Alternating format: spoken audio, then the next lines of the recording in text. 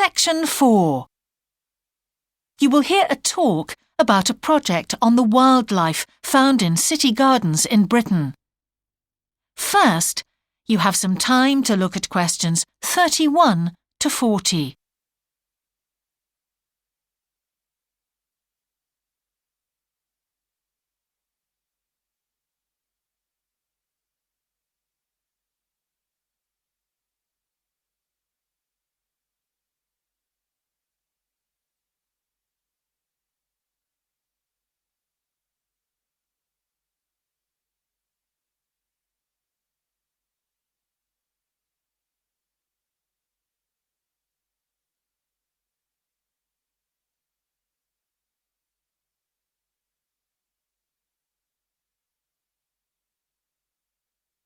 Now listen carefully and answer questions 31 to 40.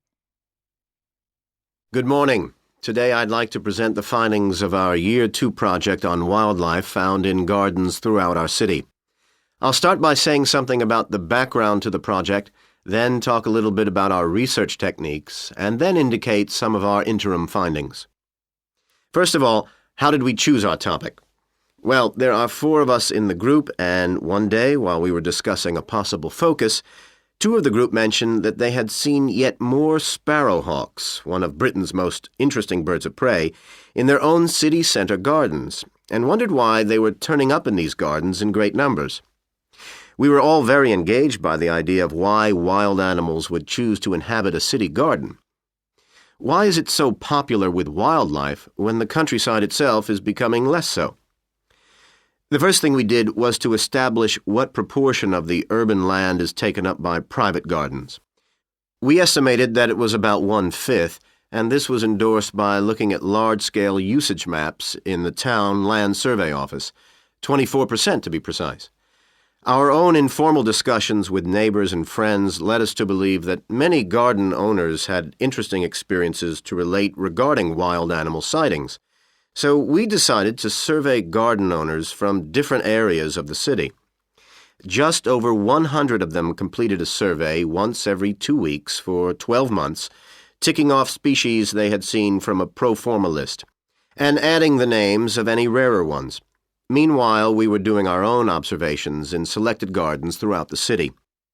We deliberately chose smaller ones because they were by far the most typical in the city. The whole point of the project was to look at the norm, not the exception.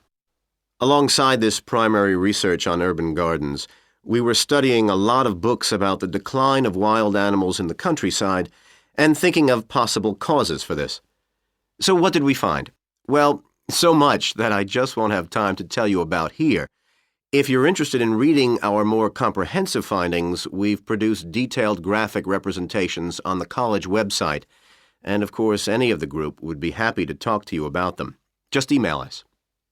What we've decided to present today is information about just 3 species because we felt these gave a good indication of the processes at work in rural and urban settings as a whole.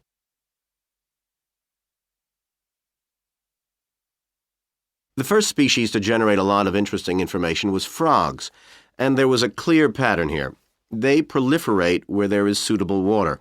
Garden ponds are on the increase, rural ponds are disappearing, leading to massive migration to the towns.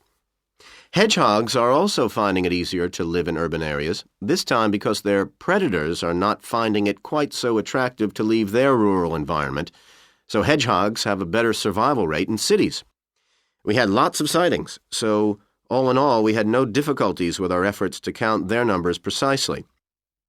Our final species is the finest of bird singers, the song thrush. On the decline in the countryside, they are experiencing a resurgence in urban gardens because these days gardeners are buying lots of different plants, which means there's an extensive range of seeds around, which is what they feed on. Another factor is the provision of nesting places, which is actually better in gardens than the countryside. Hard to believe it, but it's true. Incidentally, we discovered that a massive new survey on song thrushes is about to be launched, so you should keep an eye open for that. Now, I'd be happy to answer any questions you may have.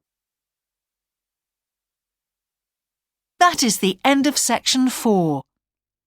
You now have half a minute to check your answers.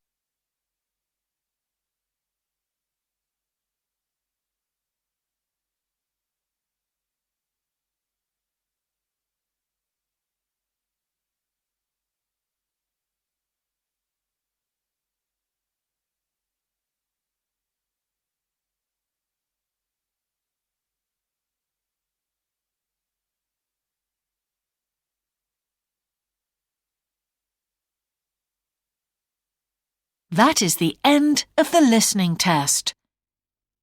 In the IELTS test, you would now have 10 minutes to transfer your answers to the answer sheet.